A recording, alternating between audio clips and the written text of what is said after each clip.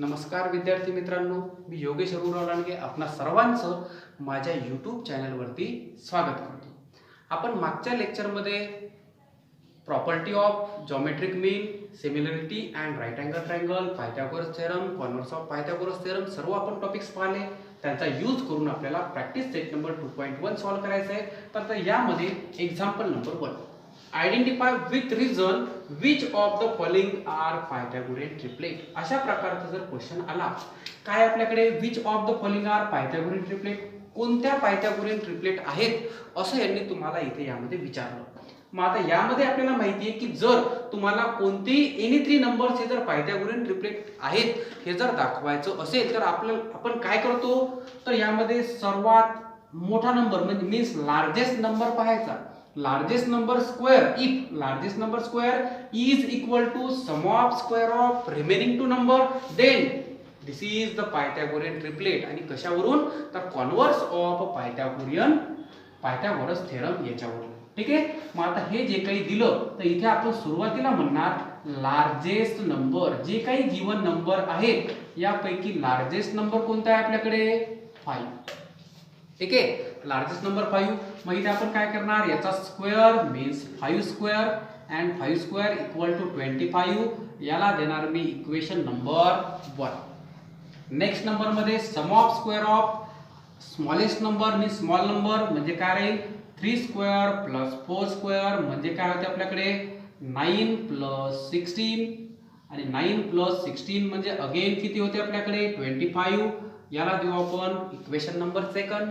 आता from 1 and 2 25 RHS is same म्हणजे जिथे आपण म्हणणार from 1 and 2 5 square is equal to 3 square plus 4 square म्हणजेच आपण म्हणणार स्क्वेअर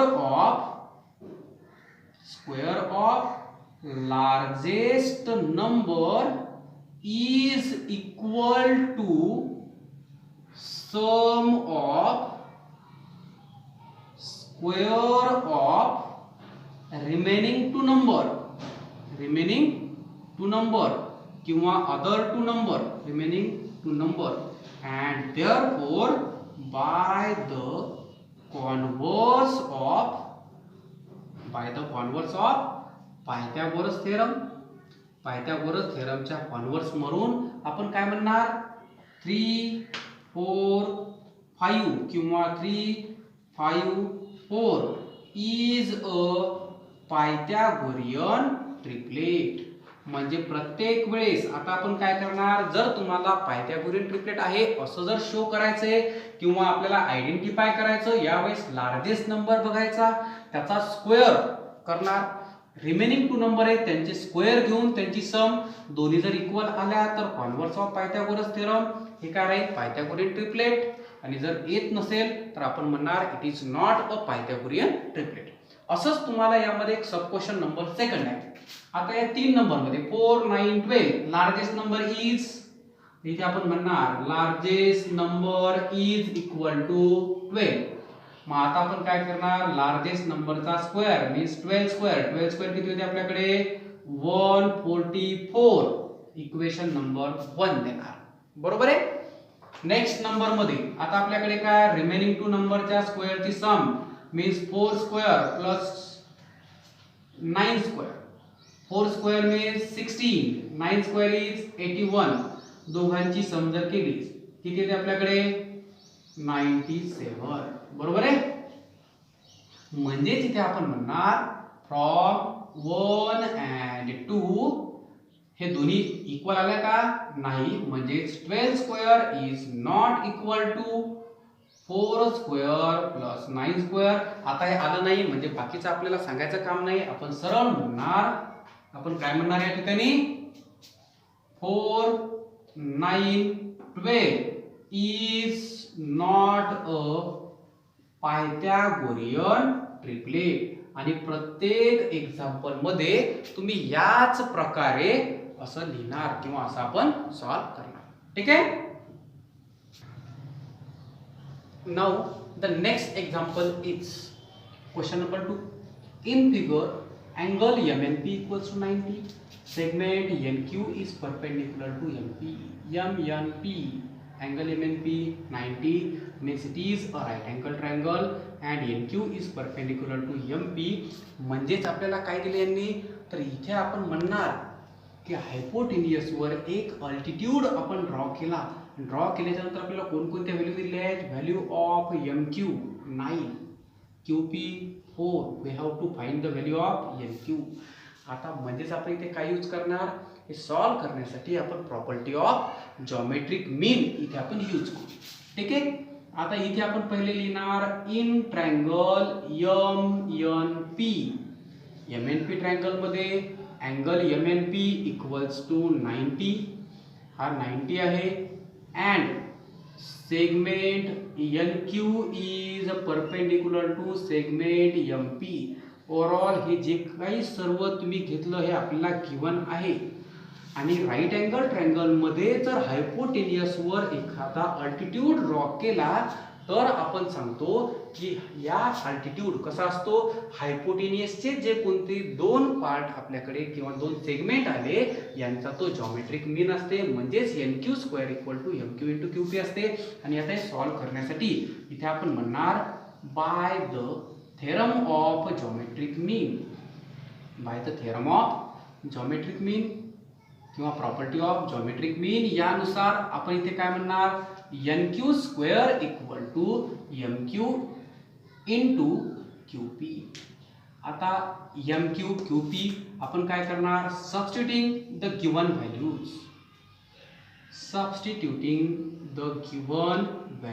गिवन व्हॅल्यूज सबस्टिट्यूट करा. आता कोणकोणत्या दिलेल्या आहेत, MQ it is 9, QP 4. 9 into 4 it is 36 means NQ square equal to 36. आपल्याला NQ काढायचं आहे. म्हणजे तुम्ही काय करणार, इथे आपण म्हणणार टेकिंग स्क्वेअर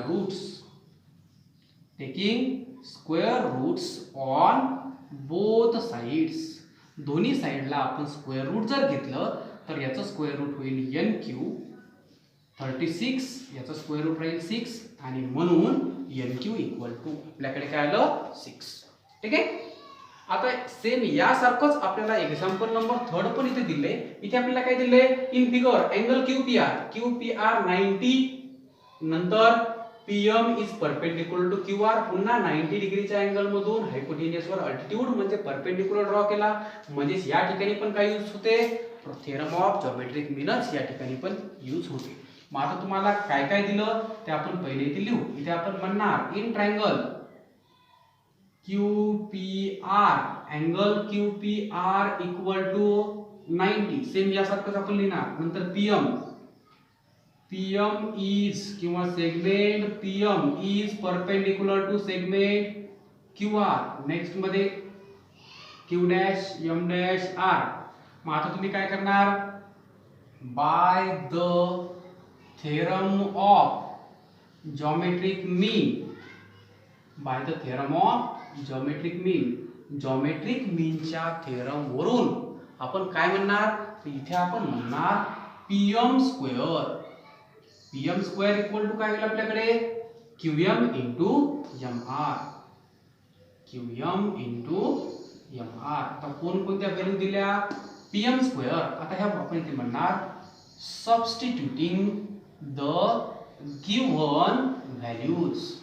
गिव्हन व्हॅल्यूज जर आपण यामध्ये सबस्टिट्यूट केल्या तर आपल्याकडे काय येते, PM स्क्वेअर म्हणजेच 10 square equal to value of QM it is 8 into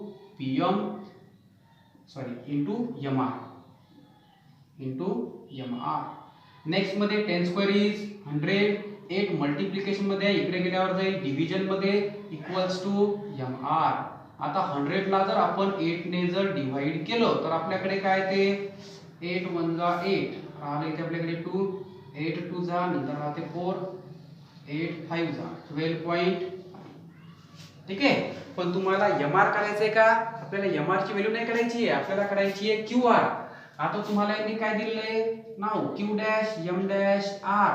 याच्यावरून तुम्ही असं म्हणू शकता QM equal to QR equal to QM plus MR. QM plus M R. आता value of Q M is 8, value of M R is 12.5. म्हणजे आपण म्हणणार 12 plus 8.5 म्हणजेच काय होते आपल्याकडे 20.5 and this is the value of Q R. ठीक आहे.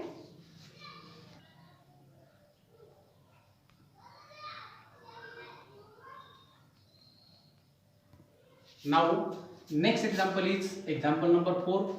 See the figure and find RP and PS using the information given in triangle PSR.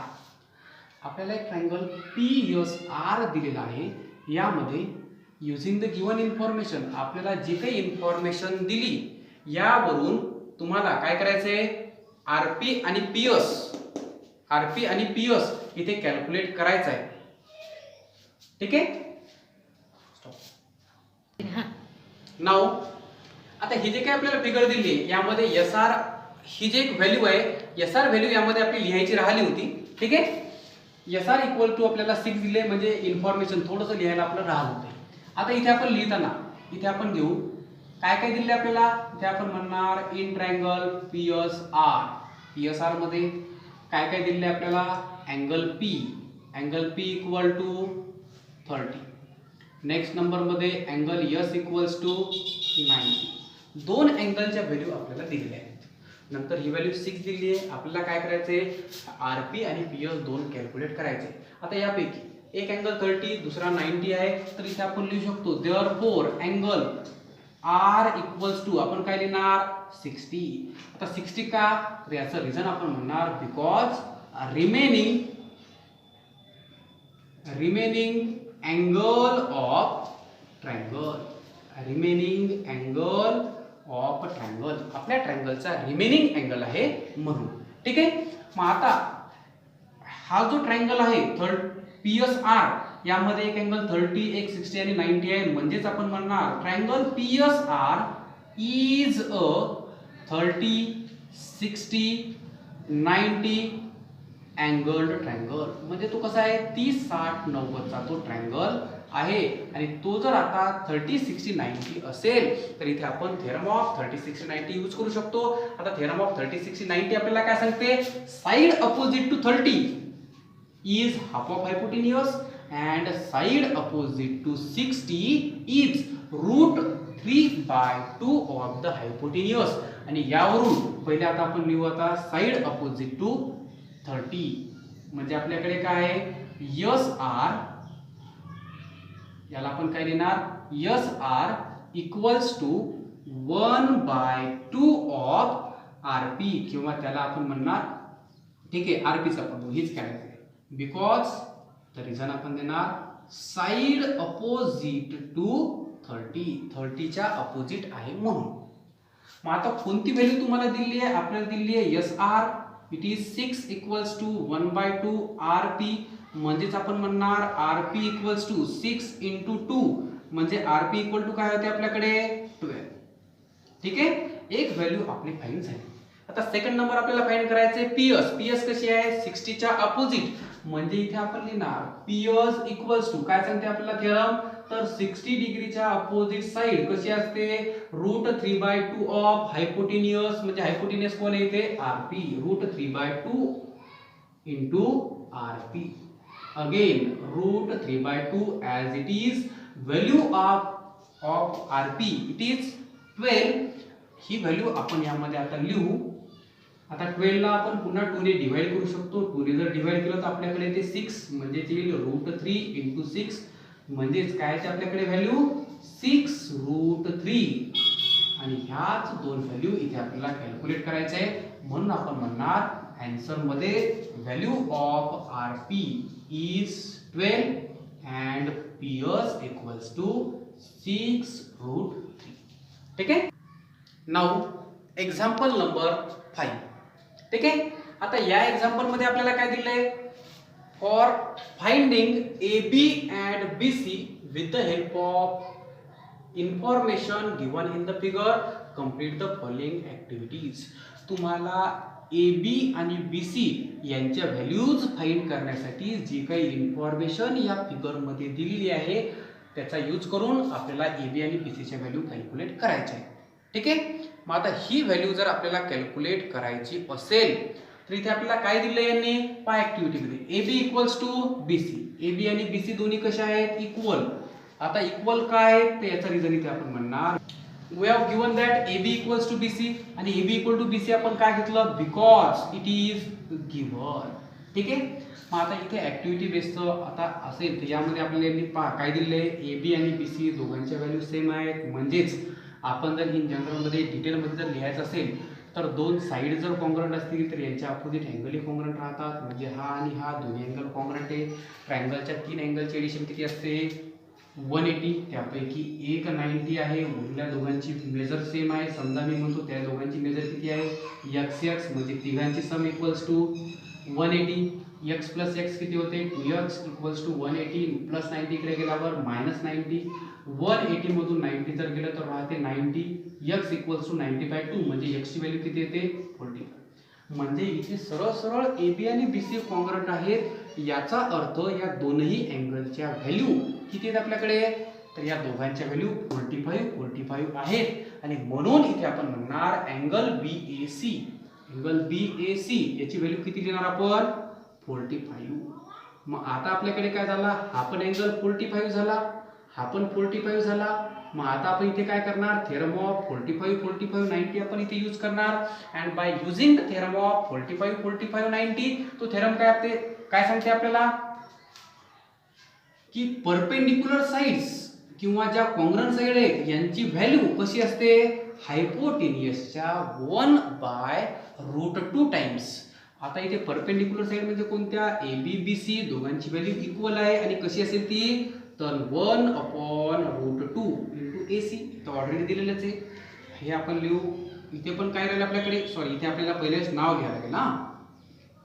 काय राहिलं आपल्याकडे A B equals to B C equal to बरोबर आहे 1/√2 into ए C. Again यांनी काय केलं ए सी ची व्हॅल्यू फक्त यामध्ये पुट केली. ही व्हॅल्यू आपल्याकडे 1/√2. नंतर √2 ला √8 ला यांनी 2√2 लिहिलं. हे आपल्याकडे आहे 1/√2. √2 कॅन्सल म्हणजे इथे किती राहील 1 × 2 म्हणजेच काय राहते 2. अशा प्रकारचे एक्झाम्पल